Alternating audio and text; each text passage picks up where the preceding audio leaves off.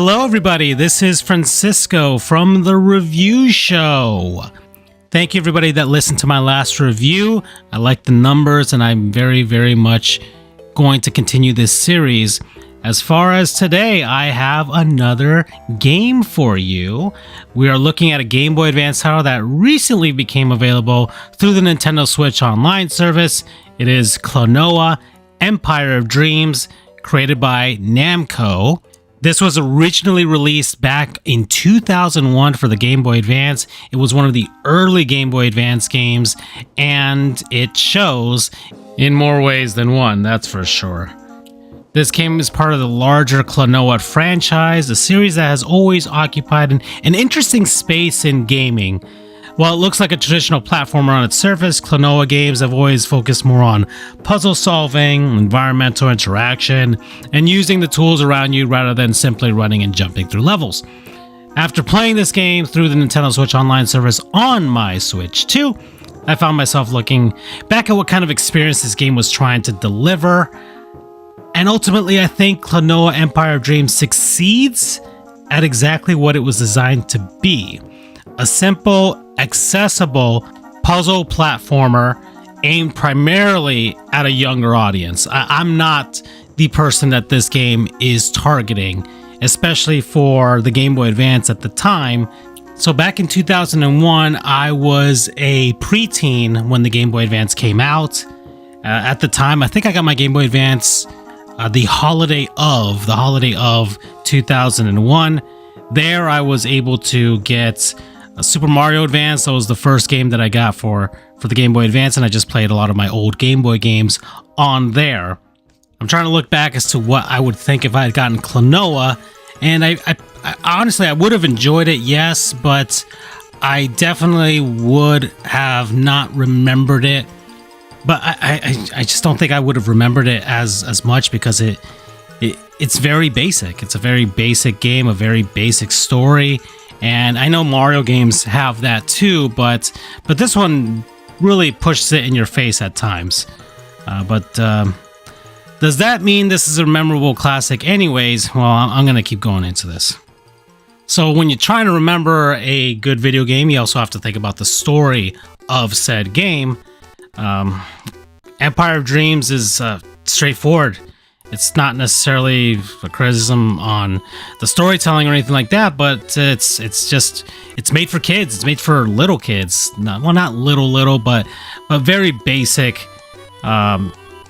He's a dream traveler, so that's what Klonoa is. He's in the kingdom of Gilius, and dreams have become disrupted. Oh no! And the game follows him as he travels through different areas. There's 5 of them in this game, helping the villagers and dealing with the characters who have been corrupted or influenced by the larger threats, ultimately the final boss in this game, behind the conflict. So I'm not that afraid of spoiling too much.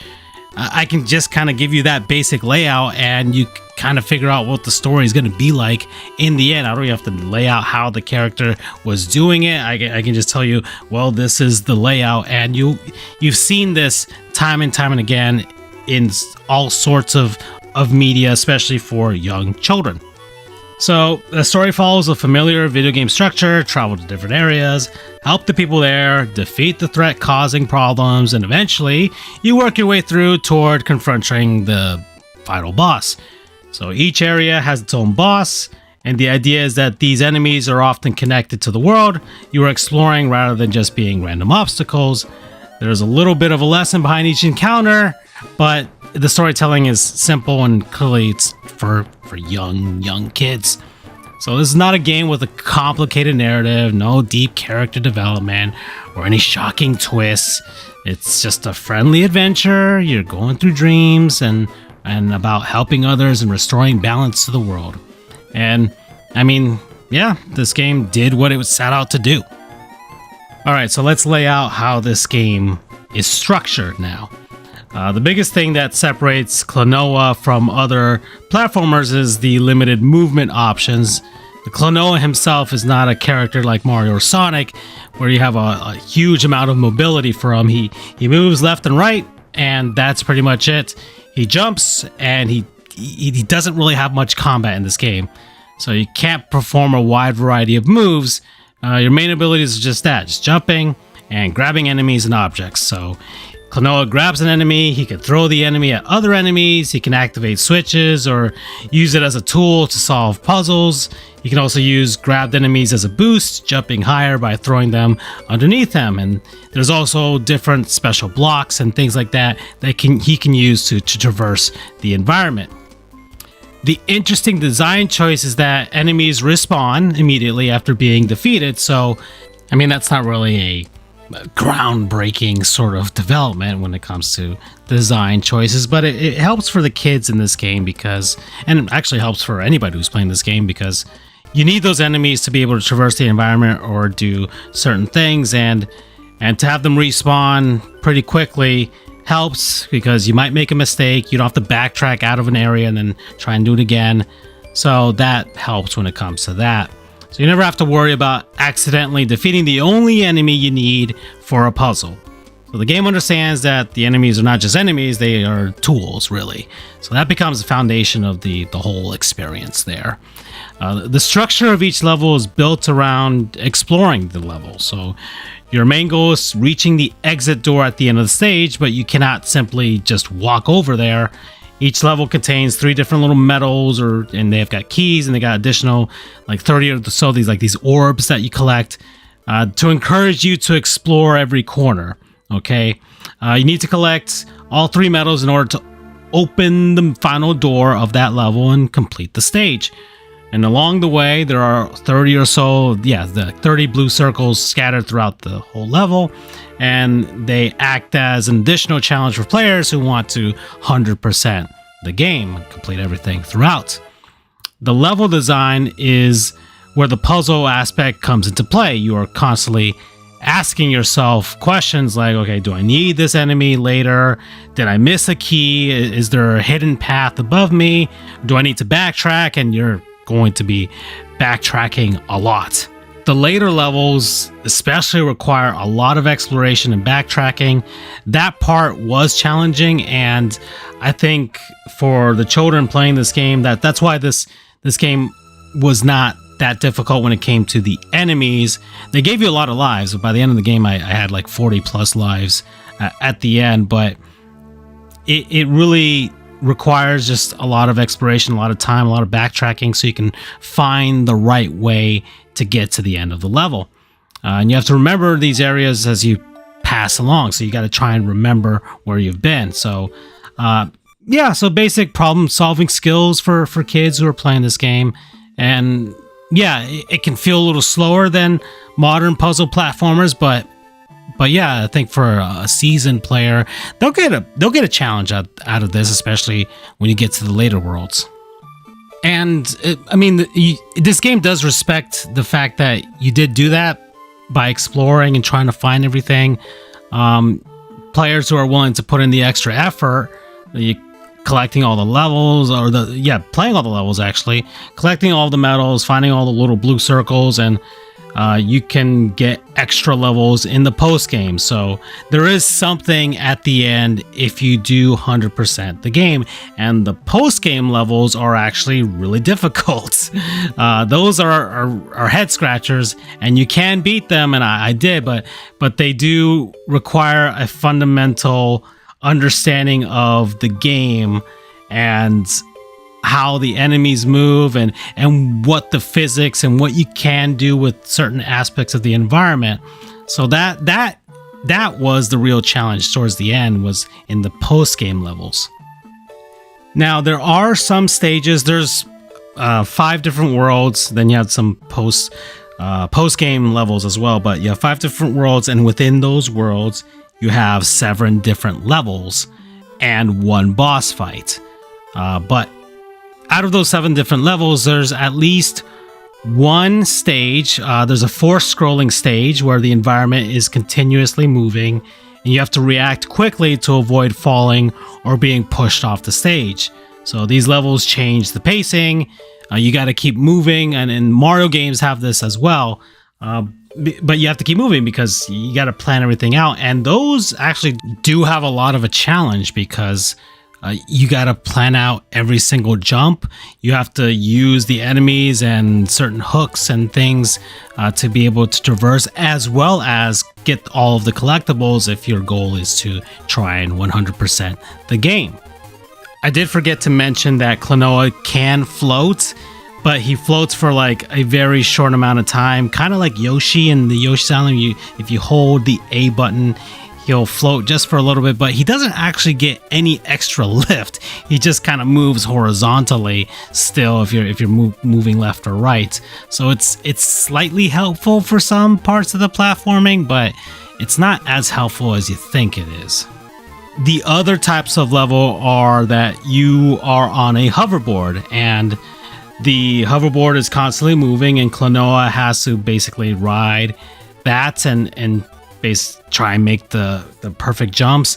It's kind of akin to, I would say, the minecart stages in the Donkey Kong Country games, where you're riding it and you just got to keep going. There are enemies in the way, and you got to cleverly use the enemies to grab them, do the boost jump with them by using the enemies to hop on their heads and get higher into certain areas, and there are the little blue coins or whatever that are laid out, so you know when to jump, where to jump. Very challenging, actually. Those are probably the most challenging stages in the game. Both types of scrolling stages are the most challenging in the game, and those will require you to constantly revisit if you want to get everything and do it right. I bet on the Game Boy Advance and later on, I guess whoever played it on the DS too, those people probably had a fit because there's no rewind.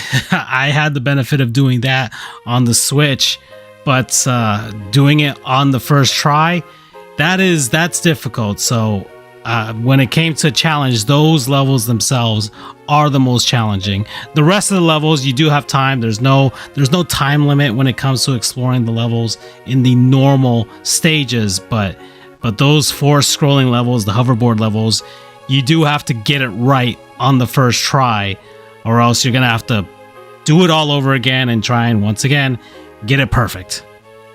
Graphically, Klonoa holds up well. It's fairly clean, colorful, easy to understand. Klonoa himself is recognizable. Strong character design, I guess. The environments use bright colors and clear outlines to separate the foreground and the background and what can be interacted with. So this is important for a game, and puzzle platforming and puzzle solving. You want to know what you can and can't use and what is actually interactive. The music is simple but effective, has that sort of dreamlike quality that fits the Klonoa series. Soft melodies, playful sounds, an upbeat fantasy and atmosphere. And it feels like the soundtrack of a children's storybook, really. It's not anything that would really blow anybody away outside of the game, but it supports the experience, I guess. The controls are solid. Klonoa responds well, jumps feel accurate, and grabbing enemies works exactly as it should. No really issues when it comes to the platforming itself, and he's intentionally limited compared to other platforming characters. He's not as flexible, but there's some things there. He can float a little bit when he jumps, can once again throw things, can use the things that he grabs to be able to boost himself up, kind of sort of do like a double jump type of thing. But that's all part of the puzzle platforming design to limit his movement. He's not as flexible. I mean, I played this already and trying to look through it from the perspective of 2001. And once more, when I played the original Game Boy Advance, I had the DS and the DS Lites. I played various different games of that era. If I had played this back when it originally released, I think I would have viewed it as a very basic experience.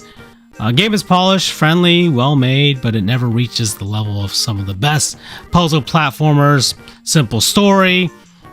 I can't really remember the bosses, kind of forgettable, and in my perspective, intentionally limited gameplay, and simple for kids. I think it accomplishes its goal. It's approachable, it's colorful, it's easy to understand, but Some challenges towards the end, especially, and those forced scrolling levels, and I can't really give it too high of a score, and I don't want to punish it when I compare it to another puzzle platformer that I adored and I 100%ed back in the day, which was Mario vs. Donkey Kong.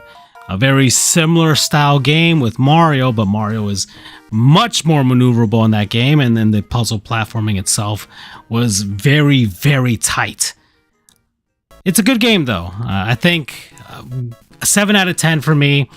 Charming game. It's a game that younger players could enjoy discovering. If you are a parent and you have the Switch Online service, I think you should at least give it a try. I think it's nice and simple. But the Klonoa character himself has been... They've tried with this character in the past. He doesn't really move the needle that much for people. He's only had like 4 or 5 games in his entire history, and he hasn't really been thought of much outside of Namco throwing him in there, reference here and there. But years from now, I don't think this will be one of those games that I constantly think back on, unless I happen to just look at this review catalog and this show, and I remember that I actually did play it. So, still, for fans of Klonoa, fans of puzzle platformers, or anyone looking for a relaxing Game Boy Advance experience, I think this is worth checking out in the end. But that does it for this review. Thank you, everybody, for listening. Please, if you want, you can follow me on other things. I have my other podcast called Sports Goofs, where me, my buddy Andrew, my buddy Charles, we talk about not just sports, it's actually a variety show now. Or you can follow me on various different platforms, but mainly on Twitter, where I do Marlins history and Florida Panthers history as well. But that does it for this. I will see you guys, or talk to you guys, next time.